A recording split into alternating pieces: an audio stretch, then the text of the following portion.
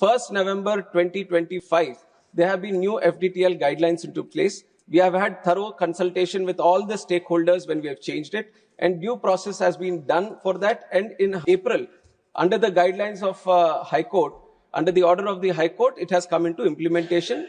There were 22 FDTL guidelines, 15 of them from 1st of July and 7 of them from 1st of November.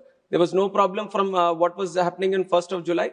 And there were some variations that were required by the airlines for the guidelines which were proposed from 1st of November. There were multiple stakeholder consultations done, not only with Indigo. We have other players in the industry also, with everyone. Multiple stakeholder consultations regarding the FTL, where we have been very, very strict, saying that there has to be no compromise on safety. Safety is the topmost priority. We care for the crew, we care for the pilots, and we care for the safety of the entire system. We care for the passengers. So from the ministry, we have made it very, very clear to all the airlines that they have to follow the rules.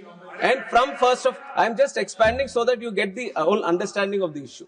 1st of November, since this has happened, DGCA has been in continuous consultation. They wanted some variations, all the airlines, not just one airline, all airlines have come back because they vary in the operations. Some are having night operations, some are operating heavily in the Northeast, some have ATR specific operations. So they, even if you talk about airlines, they all have different kind of operations. And because of the operations and because of the FDTL guidelines, which is a uniform blanket on all the airlines, they all have come for different variations.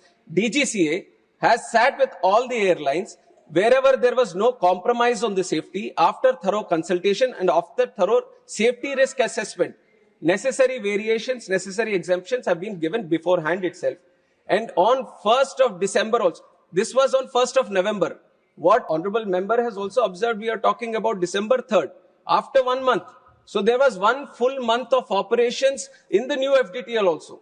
Why I am mentioning this point, even though we are saying because of the FDTL, this situation has arisen, there have been a lot of internal complications. This is a day-to-day operations thing that the Indigo should have maintained.